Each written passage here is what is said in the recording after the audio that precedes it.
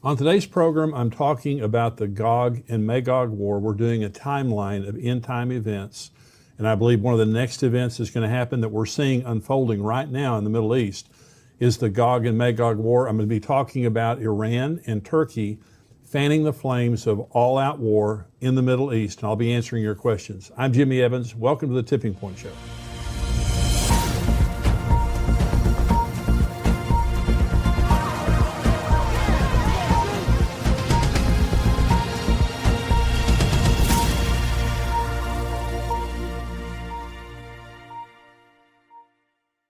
Welcome to the program today. I mean, what's happening right now in the Middle East is incredible. I say that. It's exactly what the Bible said would happen, and we're seeing the Gog and Magog war unfolding right before our very eyes. I'm going to be talking about that a lot on today's program. Let me first of all say the Tipping Point book, I talk about it in my book. If you don't have the Tipping Point book, this is a lot of what I talk about here during the show. It comes from the Tipping Point book. So if you haven't ever read this book, it's a really good book to give you a basic understanding of the end times and what is happening and what will happen in the end times. And so encourage you, you can go to endtimes.com/book and you can order the book there or on Amazon or wherever, but endtimes.com/book. We just went over 100,000 subscribers, and that's growing very rapidly on YouTube. And so for all of the YouTube viewers, thank you so much for viewing, all of our materials in the Tipping Point Show. And so thank you for helping us go over 100,000. If you haven't subscribed yet, subscribe to my page, the Jimmy Evans YouTube page, and we really do appreciate that a lot. Let me get right into this teaching today because this is happening in real time. You are seeing this in your news every day unfolding before your eyes, and this could turn into all-out war any hour, any day. This is Ezekiel 38. The word of the Lord came to me, saying, Son of man, set your face against Gog of the land of Magog, the prince of Rosh, Meshech, and Tubal, and prophesy against him and say, Thus says the Lord God, Behold, I am against you, O Gog, the prince of Rosh, Meshech, and Tubal. I will turn you around, put hooks into your jaws, and lead you out with all your army, horses and horsemen, all splendidly clothed, the great company with bucklers and shields, all of them handling swords. Persia, Ethiopia, and Libya are with them, all of them with shield and helmet. Gomer and all its troops, the house of Togarmah from the far north and all its troops, many people are with you. Prepare yourself and be ready, you and all your companies that are gathered about you, and be a guard for them. After many days you will be visited. In the latter years you will come into the land of those brought back from the sword, and gathered from many people on the mountains of Israel, which had long been desolate. They were brought out of the nations, and now all of them dwell safely. You will ascend, coming like a storm, covering the land like a cloud, you and all your troops and many peoples with you. So let me first of all, so this is the Gog and Magog war. This is commonly referred to as the Gog and Magog war. And so I'm going to talk about when it's going to occur, but I want to begin by talking about who are these people? Who are these nations that God is referring to? Well, Gog is a person. Magog is the land of Gog. And so he begins by addressing, this is mainly addressed to Gog. And it says, you're the prince of Rosh, Meshech, and Tubal. So Gog is a very, very powerful nation, very powerful person. I believe it's Russia. Now, Joel Richardson, who is an end times expert, I interviewed him, and you're going to be seeing those interviews in upcoming programs. Have a great amount of respect for him. Now, he believes that Gog is Turkey. And I'll talk about Turkey here in just a minute. But I believe it's Russia, and I believe that for a couple of reasons. One is historically, but I also believe it because look at the Middle East right now. The strong man in the Middle East isn't Turkey. It isn't Iran. It's Russia. And Iran and Turkey are very powerful nations on their own. But Russia is the kingpin in the Middle East, and Russia is in Syria right now. I mean, this is real time. This is happening. Okay, so the second main country listed here is Persia. Persia is Iran. Iranians are not Arabs, they're Persians. And so old, ancient Persia is modern day Iran. Number 3 is Ethiopia, and that would be the modern nation of Sudan. Some parts maybe of actual Ethiopia, but mainly the Sudan. Now the Sudan has been making peace with Israel, but Secretary of State Mike Pompeo pressured them to make amends with Israel to get them off of the watch list because it's a terror state. So the peace that's being made between the Sudan and Israel is not a real, strong peace. It's very fragile, especially when, Muslims go to war against Israel. Libya is Libya, and it may be areas of Algeria and Morocco also.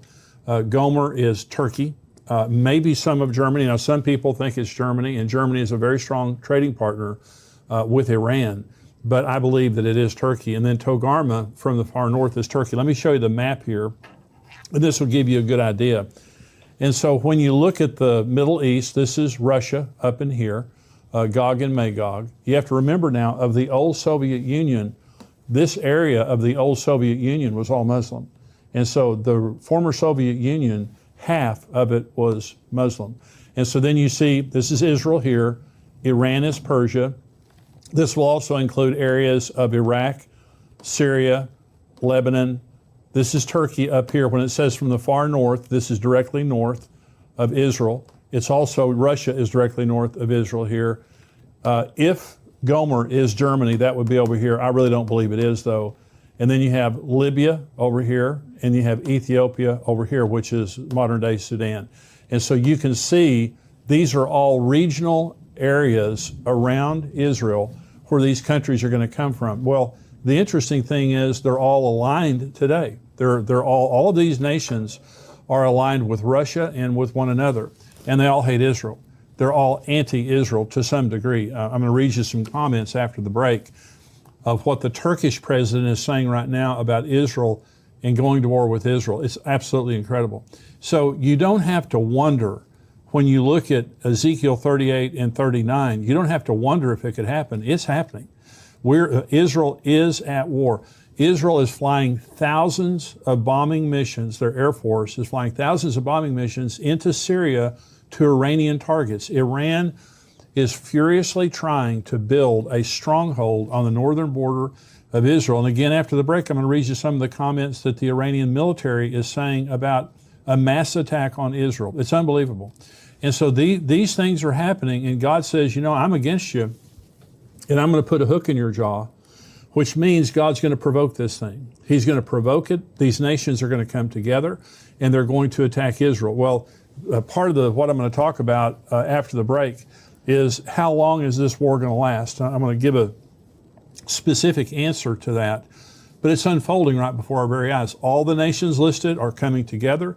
They're amassing on the northern border of Israel, and they're at war with Israel. They're going to war. So here's the second question. That's the answering who are these people. The second question is, when will this war take place? Well, let me first of all say the possibility is it's going to happen now pretty quick before the rapture happens. That's personally what I believe. Let me come back to that. Another possibility is it will happen at the end of the tribulation. Okay, a lot of people believe that Armageddon is the Gog and Magog war. It is not. Now, let me tell you why. Ezekiel 38 says, after many days you will be visited. In the latter years you will come into the land of those who have been brought back from the sword and gathered from many people on the mountains of Israel, which had long been desolate. They were brought out of the nations, and now all of them dwell safely. Okay, you can't say that about the end of the tribulation. Here's what Zechariah 13 says about the end of the tribulation. It shall come to pass in all the land, says the Lord, that 2/3 in it shall be cut off and die, but 1/3 shall be left. That's talking about the Jewish people. At the end of the tribulation, only 1/3 of the Jewish people are left. Now, the good news is they're all going to get saved. The bad news is 2/3 die. I will bring 1/3 through the fire, will refine them as silver is refined, and test them as gold is tested. They will call on my name, and I will answer them. And I will say, this is my people, and each one will say, the Lord is my God. Behold, the day is coming, and your spoil will be divided in your midst, for I will gather all nations to battle against Jerusalem. The city shall be taken, the houses rifled, the women ravished. Half the city shall go into captivity, but the remnant of the people shall not be cut off from the city. Then the Lord will go forth and fight against those nations as he fights in the day of battle. And in that day his feet will stand on the Mount of Olives, which faces Jerusalem on the east. And the Mount of Olives shall be split in two from east to west, making a very large valley. Half of the mountain shall move toward the north and half of it toward the south. Well, you just can't say when Ezekiel says all of them living together in peace. That's just hell on earth right there. The 2/3 of the people dying, the women being ravished, the city is torn apart. And so Jesus said in Matthew 24, therefore, when you see the abomination of desolation spoken of by Daniel the prophet standing in the holy place, whoever reads, let him understand. Then let those who are in Judea flee to the mountains. Let him who is on the housetop not go down to take anything out of his house. And let him who is in the field not go back to get his clothes. But woe to those who are pregnant and those who are nursing babies in those days. And pray that your flight may not be in winter or on the Sabbath. For then there will be great tribulation, such as not been since the beginning of the world until this time. No, nor shall ever be. And unless those days were shortened, no flesh would be saved. But for the elect's sake, those days will be shortened. The abomination of desolation takes place in the middle of the tribulation. Now, we're going to be talking about all of this in upcoming programs. It takes place in the middle of the tribulation. Jesus said, when the abomination of desolation takes place, when the Antichrist goes in to a rebuilt temple and proclaims himself God, then the great tribulation will begin. Jesus is the one who coined the term great tribulation. And Jesus said, unless those days have been cut short, no flesh will survive. You can't possibly say that the Gog-Magog war is going to be the war at the end of the tribulation, because there won't be peace. There will be mass death. In Israel, there'll be mass destruction. So it absolutely is not at the end of the tribulation. Another possibility about the Gog-Magog war is at the end of the millennium. Okay, this is Ezekiel 38. Thus says the Lord God, behold, I am against you, O Gog, the prince of Rosh, Meshach, and Tubal. I will turn you around, put hooks into your jaws, and lead you out with all your army, horses and horsemen, all splendidly clothed, a great company with bucklers and shields, all of them handling swords. So according to Ezekiel 38, God is the causal factor for that Gog and Magog war. Okay, God says, I'm going to put a hook in your jaw, I'm going to lead you down to Jerusalem, and I'm going to destroy you there. Okay, Revelation 20 says this, when the 1,000 years have expired, Satan will be released from his prison and will go out to deceive the nations which are in the four corners of the earth, Gog and Magog, to gather them together to battle, whose number is as the sand of the sea. They went up on the breadth of the earth and surrounded the camp of the saints and the beloved city. And fire came down from God out of heaven and devoured them. The devil who deceived them was cast into the lake of fire and brimstone, where the beast and the false prophet are, and they will be tormented day and night forever and ever. First of all, the Gog and Magog war is only fought by about 7 different nations. Okay, the nations that we listed, they're on the map. It's a very regional war against those nations that are around it. According to Revelation 20, it's all the nations of the world, from the four corners of the world, and Satan is the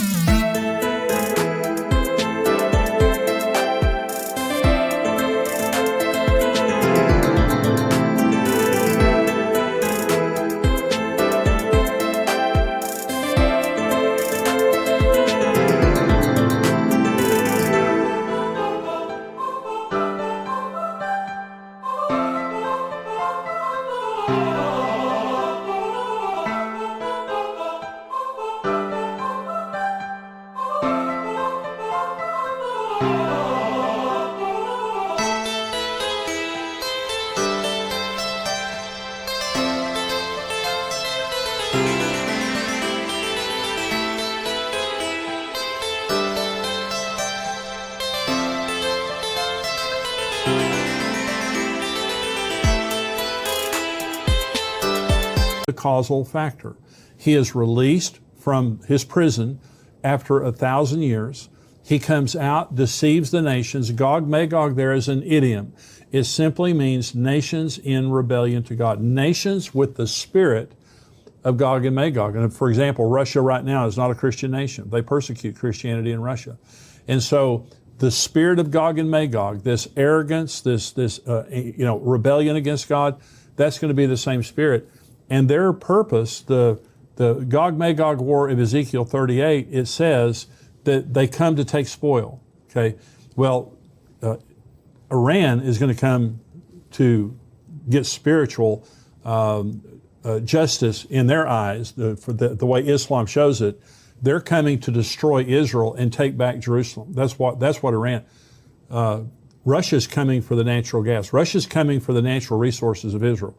Now, Israel has been buying their gas and natural gas and coal from Russia for many years. So is Turkey. Half of Turkey's natural gas comes from Russia. Russia sells 1/3 of the gas that is consumed in Europe. And everyone knows that Russia's a bully. When you're depending on Russia, they'll hold it over your head. They'll cut off your gas supply if you do something to make them mad. Well, now Israel, they have discovered 30 trillion metric yards of natural gas in Israel off the Mediterranean. And they're discovering more all the time. This is way more natural gas than Israel could ever consume.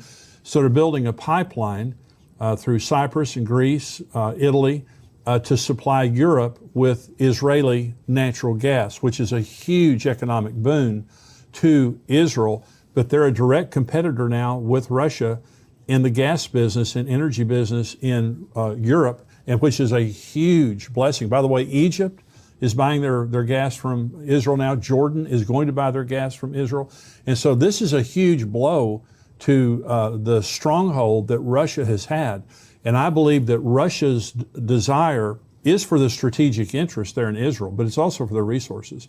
But that's what Ezekiel 38 says. You've come to take plunder.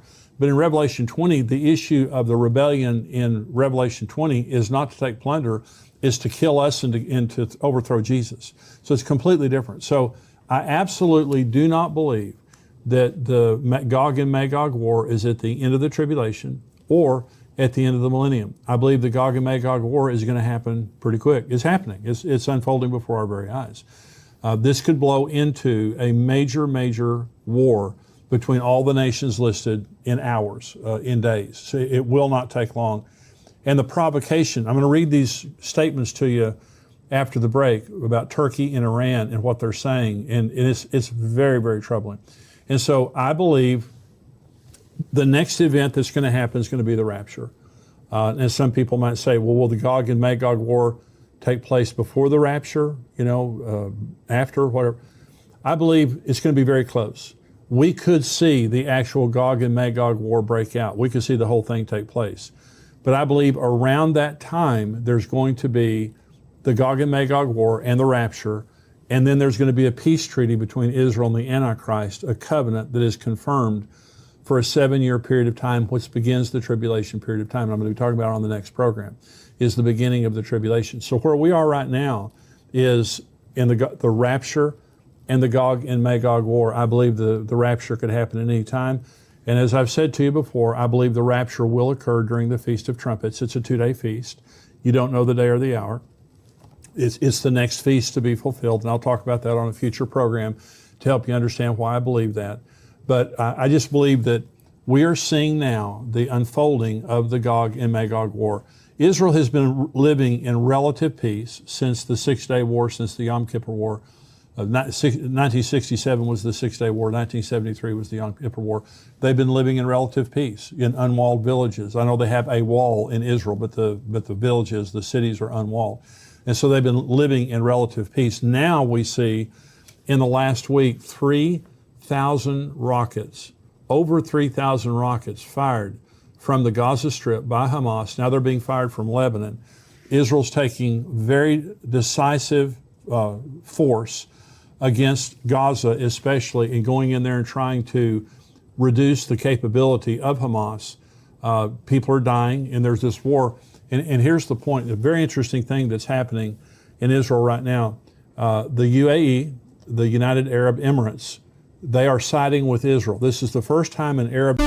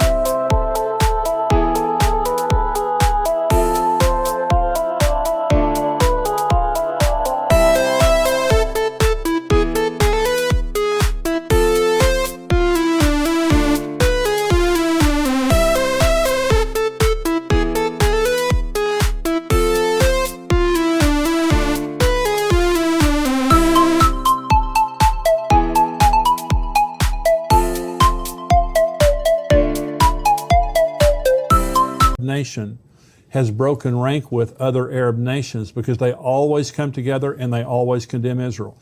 The United Arab Emirates has recently signed an Abraham Accord with Israel. They're calling on Hamas to stop shelling Israel, stop bombing Israel. And so, which is a phenomenal breakthrough. And other of the Gulf states are doing the same thing.